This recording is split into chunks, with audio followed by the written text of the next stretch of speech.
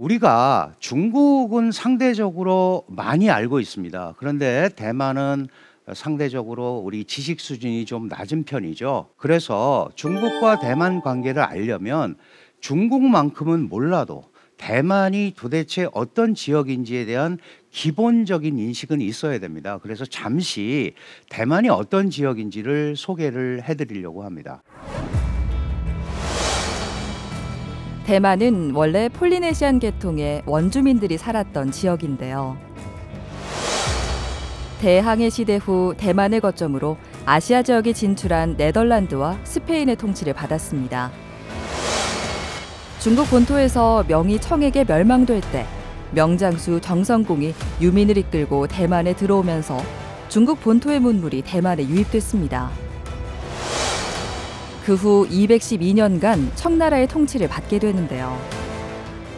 1895년 청일 전쟁에서 청나라가 패한 뒤 약 50년간 일본의 식민지가 됩니다.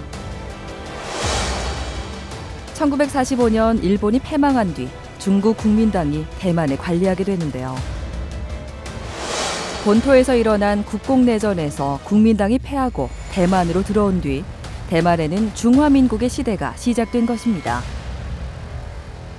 여러분이 보시는 대만의 국기를 우리가 청천백일기라고 하는데, 사실 대만을 국가로 인정하고 있는 나라는 전 세계에서 14개밖에 없습니다. 우리도 중국과 수교하면서 대만과는 단교를 했죠. 그러면 옛날에도 대만이라는 섬이 있었고 본토가 있었는데 우리가 양안 관계라고 얘기하는 거는 언제부터 시작이 됐을까? 이게 이제 현대적 의미의 국제관계 개념으로 양안 관계를 봐야 되는데, 사실 청나라도 서구 제국주의 열강의 침탈에 시달립니다. 그죠? 아편 전쟁을 기화로 반식민지 사회가 되고, 그러고 나서 이렇게 중국이 신음을 하다 보니까 해외에서 중국을 구하자라는 혁명가들이 생겨나게 되죠. 그래서 1911년에 해외 혁명 세력들을 규합한 손문 선생, 손중산 선생이라고 그러죠. 중국의 국부입니다. 이분이 중화민국이라는 국가를 수립을 하죠.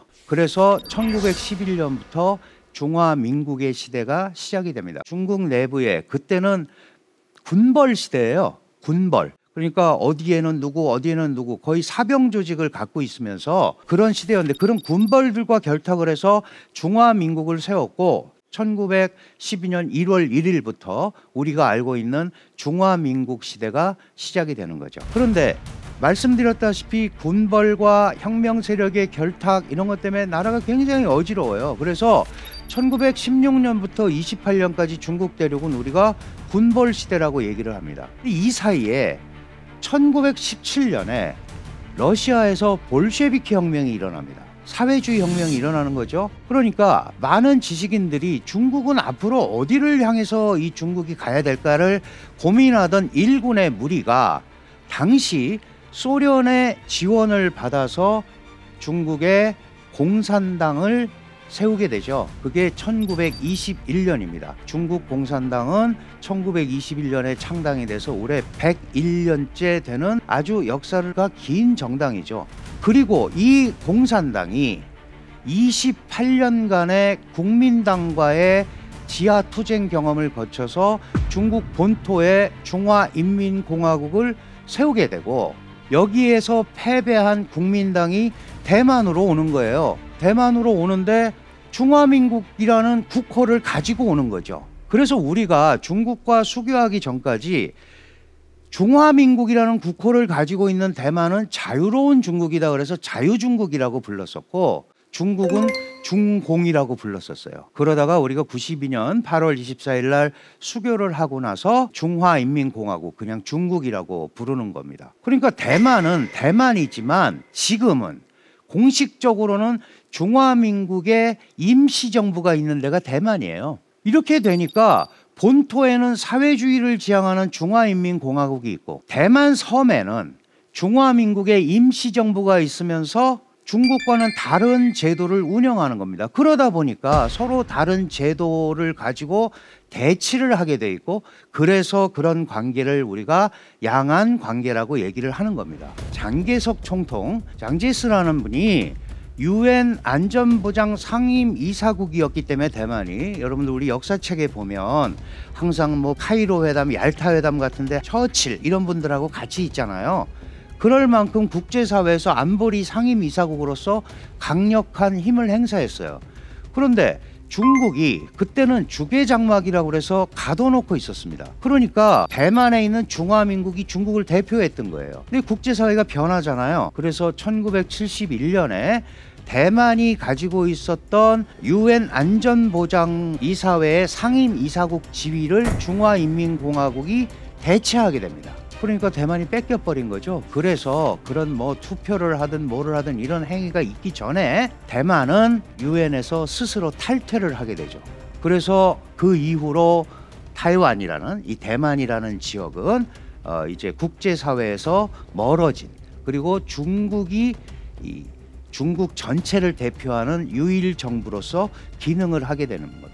그러니까 이런 양자 간의 관계를 우리가 양안 관계라고 한다. 그 양안 관계가 시작이 된 거는 기본적으로 본토에 있던 당시 정권을 가지고 있던 국민당이 마오쩌둥이 이끄는 공산당에게 패해서 그렇습니다. 1946년부터 49년까지, 실제로는 45년부터 티격태격하기 시작하죠. 그리고 공산당은 1921년에 창당했기 때문에 장제스는 계속해서 중국 내부에서 공산당을 축출하려는 작업을 합니다. 국민당의 입장에서 보면 이제 북벌이라는 표현을 하죠. 그래서 여러 번 북벌도 시도하고 그랬는데 이러저런 이유로 성공을 하지 못했어요. 그러다가 1945년에 일본이 패망하고 나서 미래 중국을 둘러싸고 당시 국민당을 이끌고 있던 장제스와 중화민국의 총통이기도 했죠. 그 다음에 공산당을 이끌고 있던 마오쩌둥이 1945년 8월에 중경이라는 데서 만나서 담판을 합니다. 내전을 하지 말자, 막 이런 여러 가지 조항을 가지고 쌍십 조항이라는 걸 만들어요. 그래서 앞으로 잘 협력하자 그랬는데 실제로 그런 일은 벌어지지 않았고 바로 동족상잔의 내전으로 들어가게 됐고, 이 싸움에서 진 국민당은 1949년 결국 대만으로 패퇴할 수밖에 없었습니다. 여러분, 이 그림은 일본이 패망하고 나니까 일본이 지배하던 대만이 광복을 맞게 되는 겁니다. 1945년에 대만성을 접수하는 의식의 사진입니다. 그런데 보시면 중화민국 국기와 미국 성조기가 같이 있죠. 그러니까 그때부터 이미 어차피 UN 안보리 상임이사국의 하나였었고 5개 나라 중에 이미 미국과 같이 이 대만을 접수를 하게 되는 그런 그림을 보여드리는 겁니다. 그림에서 보셨다시피 미국의 비호하에 중화민국이 대만을 접수했잖아요.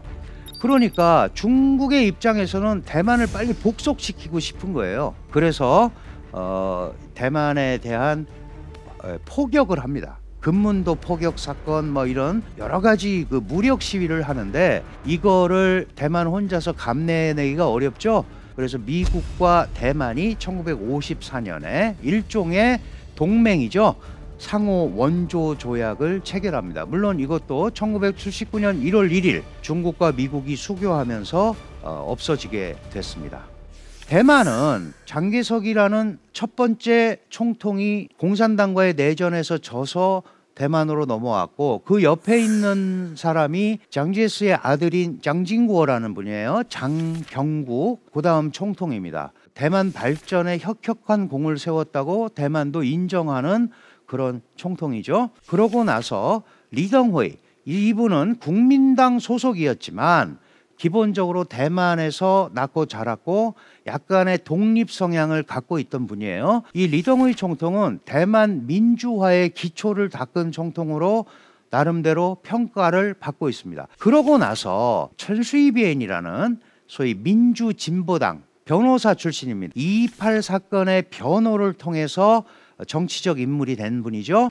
이분이 8년간 총통으로서 대만을 통치하게 됩니다. 당연히 독립 성향을 갖고 있기 때문에 2000년부터 중국과 대만은 소위 갈등 관계로 본격적으로 가는 거죠. 그러다가 마잉지오라는 국민당 총통이 2008년부터 2016년까지 4년 임기의 총통을 2번 합니다. 이때는 국민당은 뿌리가 대륙에 있잖아요. 그리고 중국과 잘 지내면서 발전을 해야 된다는 생각을 갖고 있었기 때문에 중국과 관계가 좋았었어요. 그런데 2016년 선거에서 지금 현재 총통인 차이잉원이라는 여자 총통이 민주진보당 소속입니다. 되니까 또 다시 대만 독립 성향을 갖고 있는 거죠. 그러다 보니까 중국과 또 사이가 멀어진 겁니다. 이 밑에 국민당, 중국 국민당이 원래 그 명칭입니다. 국민당은 사실 1894년에 일본에서 중국을 흥하게 하자 그래서 흥중회라는 이름으로 시작이 된 단체예요. 그러니까 아주 오랜 역사를 가지고 있는 정당입니다. 50년간 대만을 지배하다가 2000년에 권력을 뺏겼죠. 누구한테? 민주진보당한테 뺏겼습니다. 민주진보당 당기입니다. 당의 기인데 보시면은 대만만 그려져 있죠. 대만만. 중화민국은 전 중국 본토까지 다 포함되어 있습니다. 여기는 뭐냐 하면 우리가 중국의 통치권도 미치지 못하는데 왜 중국까지 어떻게 하려고 그러느냐. 대만만 잘 가보자. 그러니까 당연히 대만의 독립 성향이 강한 거죠. 이 민주진보당은 대만 미래 결의문이라는 거를 발표를 했는데 1987년에 창당이 됩니다. 그것도 이 장경국이라는 분이 이제 일당제를 폐기하고 당을 더 만들어야겠다. 그래서 생긴 첫 번째 정당이 민주진보당이에요. 그런데 87년에 만든 당이 2000년 선거에서 총통을 배출할 줄은 몰랐죠. 근데 어쨌든 지금 2번째 연임을 하고 있습니다. 그러니까 당연히 중국 본토의 공산당과 민주진보당과는 맞을 수가 없고 국민당도 중국과 잘 지내보자고 하는 사람들이 많으니까 중국과 관계없이 독자 발전을 추구하자라는 대만 독립 성향이 강한 민주진보당하고는 미묘한 삼각관계를 형성할 수밖에 없는 그런 구조입니다. 그러니까 지금은 독립 성향이 강한 민주진보당이 대만을 통치하고 있기 때문에 중국과는 문제가 생길 수밖에 없는 거죠.